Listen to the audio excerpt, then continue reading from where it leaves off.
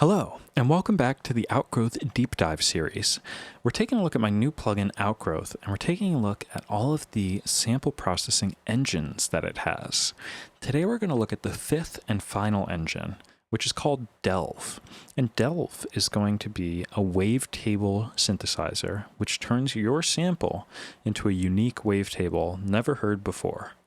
So, to start, I've got this included sample loaded up. Let's hear how it sounds.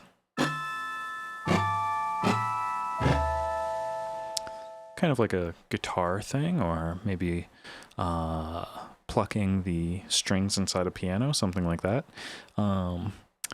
But we are going to flip over to the Delve engine. Now, the Delve engine is a wavetable synthesizer, like I said earlier. If you're not familiar with a wavetable synthesizer, basically the premise is that rather than playing a traditional shape, something like a sawtooth wave or a square wave or a triangle wave, we are going to create a number of different waves and we're going to morph between them. We're going to create a table of waveforms, and let's say we have 10 waves. We can kind of traverse between all of those waves, where if we want to say, let me hear the second wave, you can hear the second wave just in its purest form.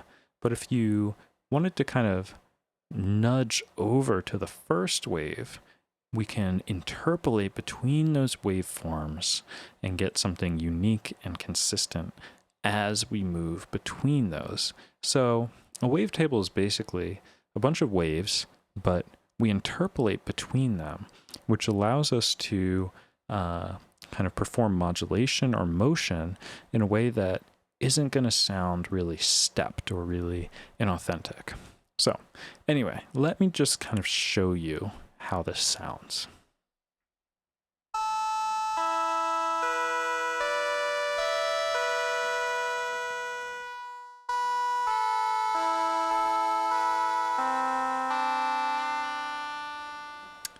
And you can hear that as I move the start point,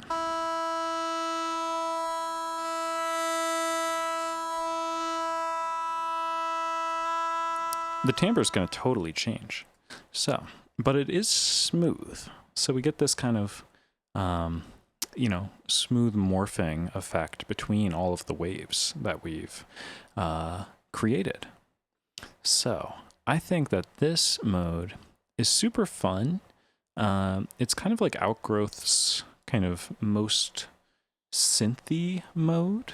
So I think it's fun because it kind of lets you use Outgrowth more as a synth than a sample player. And we can really explore the filter in particular. Maybe some resonance.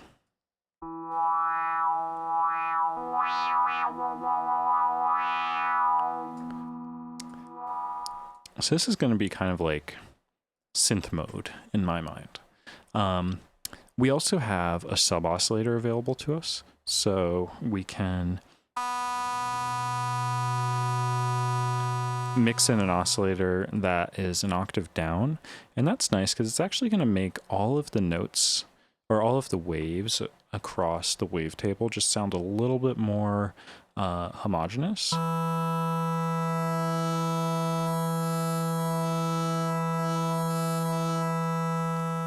So I think it's really nice just to kind of maybe mix in a little bit and just kind of give all of these, disjointed waves something to kind of like give them some context, basically. If you know wavetable synthesizers, you can probably imagine that motion on the start point is really nice. Let's just add a little LFO. And I'm going to make it pretty slow.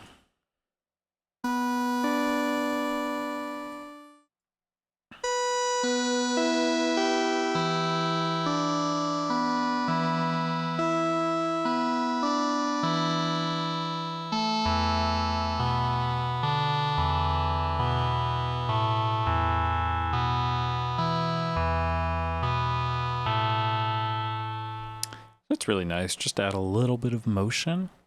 Wavetable synthesizers love modulation.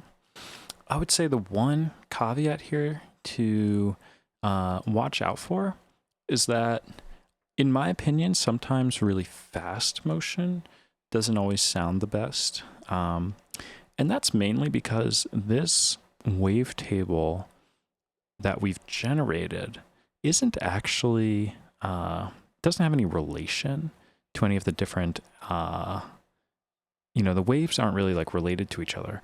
And if you were to use like a classic wavetable synth, those wavetables are engineered such that, the waves sound good, as you kind of modulate through them. But in this case, we're just creating waves from a random sample. We don't know if they are going to sound cohesive or not. So if we kind of move through it too quickly, in my opinion, it can just sound a little disjointed. Let's hear that.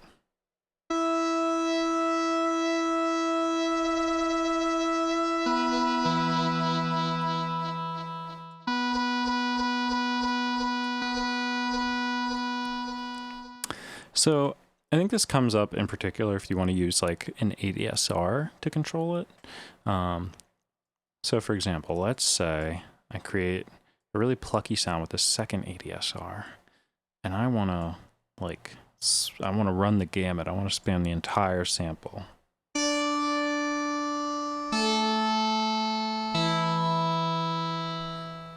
So it sounds pretty good, but I think, it's not usually my favorite sound personally. So one thing I might encourage you to explore is compounding your modulation. Maybe this isn't that aggressive, but we add a second modulation, which is going to kind of like traverse us around a little more slowly.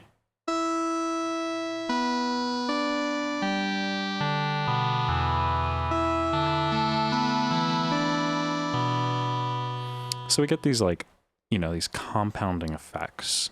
So if you are using Delve and you kind of find that, maybe the modulation is a little too snappy, it feels like, we're spanning way too many waves that don't really sound similar to each other, I would consider maybe trying to compound your modulation.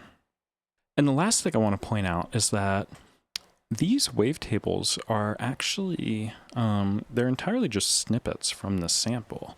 We are basically just playing back sections from the sample in really small loops that when you loop them, they're going to play at a certain pitch.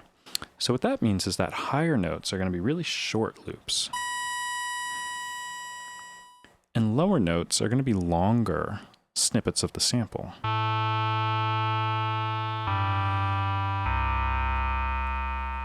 And this can be a really interesting sound design tool because if we play like really low notes, like let's go down to like C0 and below,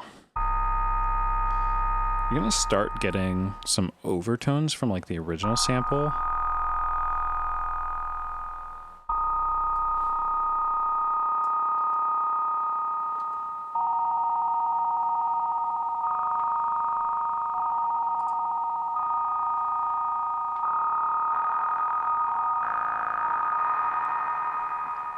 Which I think is kind of interesting. I think,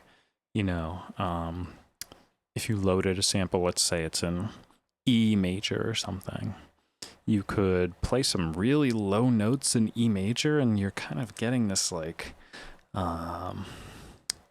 really interesting interaction between the original sample, which you can kind of start making out when the notes are so low, and the actual tonality of these really low pitches.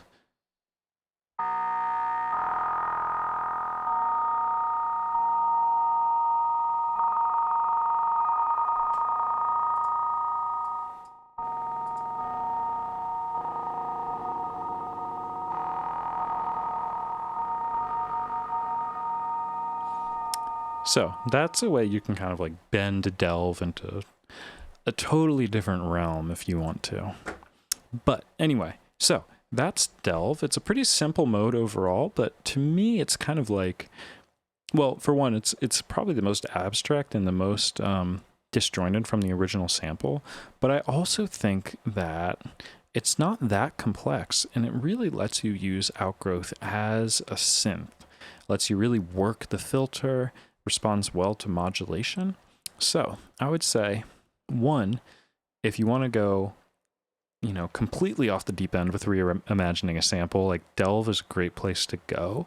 But in general, I would say if you want to use Outgrowth really as a synth instead of a sampler, it's a great mode for that as well. If you want to play with a synth that kind of has all the opportunities that Outgrowth gives you in terms of the modulation and everything. So I would check out the Delve engine if you haven't already. Thanks for sticking with me.